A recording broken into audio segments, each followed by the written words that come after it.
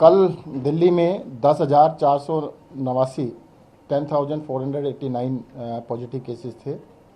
Positivity जो है वो 14.24% थी, जो कि हाईएस्ट दिल्ली में 36% गई थी। तो अब पॉजिटिविटी पहले हाईएस्ट से आधे से भी थोड़ा कम है, और हाईएस्ट केस जो गए थे 28,000 पर डे तक गए थे, जो कि कम होके अब 10,400 पे आ गए हैं। ये ट्रेंड पिछले 24 अप्रैल से धीरे धीरे कम होता आ रहा है, ट्रेंड देखने को मिल रहा है। मेरा ये कहना है कि अभी भी पूरी तरह सतर्क रहने की ज़रूरत है। सभी लोगों को मास्क लगाना चाहिए घर से अगर बाहर किसी भी काम से निकलते हैं, और हर तरह का कोविड अप्रोप्रिएट बिहेवियर का पालन करना चाहिए। सर, वैक्सीन की अभी क्या स्थिति है अवेलेबिलिटी की? वैक्सीन की बहुत ही कम अवेलेबिलिटी है दिल्ली के अंदर। कोवैक्सीन तो लगभग ख़त्म हो गई है, कोविशील्ड भी 2-3 दिन की हमारे पास है अभी, तो वैक्सीन की अवेलेबिलिटी बिल्कुल कम है। अच्छा सर, ये कोवैक्सीन अगर खत्म हो गई, जो सेंटर सिर्फ कोवैक्सीन के लिए, क्या वहाँ पे कोविशील्ड नहीं दी जा सकती है? उसमें क्या टेक्निकल कुछ देखिएगा, जो सेंटर बनाए जाते हैं मिक्स नहीं किया जा सकता। जो सेंटर कोवैक्सीन के लिए बनाया गया वो कोवैक्सीन के लिए, जो कोविशील्ड के लिए कोविशील्ड के, जो सेकंड डोज लगती है, नहीं तो कन्फ्यूजन क्रिएट हो जाएगा ना। एक आदमी ने कोवैक्सीन लगवा ली, अगली बार वो कोविशील्ड बन गया, तो वो कोविशील्ड लगवाने में ही पहुंच जाएगा। तो इसलिए सेंटर को अलग रखा जाता है, ये कोवैक्सीन का सेंटर है, ये कोविशील्ड का सेंटर है।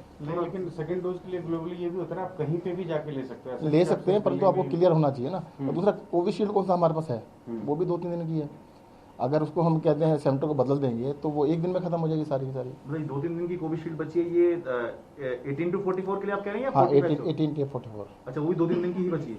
18 to 44। अच्छा, उसमें 2-3 दिन की कोविशील्ड बची है बस।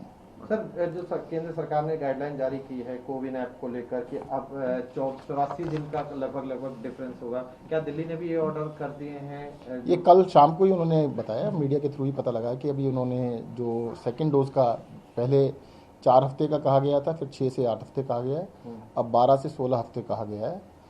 तो जैसे कहा है तो उसके हिसाब से पालन करेंगे। तो थोड़ा सा ये समझा दीजिए, जो वैक्सीन के ग्लोबल टेंडर की बात की जा रही है, तो आपके शब्दों में या आपकी समझ के हिसाब से ये ग्लोबल टेंडर है क्या, क्या प्रोसेस है, और इसमें कौन सी वैक्सीन आ जाएंगी देश के अंदर अगर हो जाता है तो? देखिएगा, अभी देश के अंदर 3 ही वैक्सीन है जो कि अलाउड है, कोविशील्ड, कोवैक्सीन और स्पुतनिक।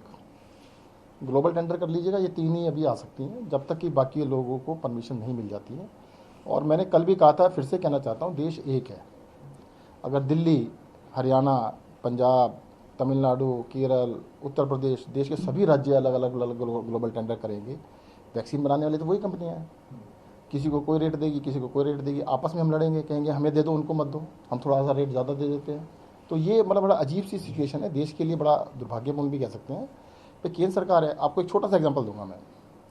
हिंदुस्तान के बाहर जाइएगा, किसी भी देश में एक ही एम्बेसी होती है, वो केंद्र सरकार की होती है, भारत सरकार की होती है। तो ग्लोबल टेंडर अगर करने की आवश्यकता भी है तो केंद्र सरकार को कर लेना चाहिए सबकी व्याप्ति के ऊपर। और दूसरी बात यह है कि ग्लोबल टेंडर की मुझे लगता है इस देश में, देश के अंदर सबसे ज़्यादा वैक्सीन मैन्युफैक्चरिंग कैपेसिटी दुनिया में देश के पास, हिंदुस्तान के पास है।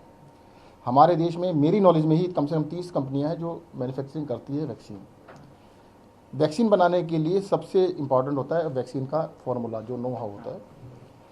जो कोवैक्सीन का है वो तो केंद्र सरकार उसकी वो है, पार्टनर है बनाने के अंदर, तो केंद्र सरकार का ही ऑनरशिप है उसके अंदर, वो तो सबके साथ शेयर कर सकती है।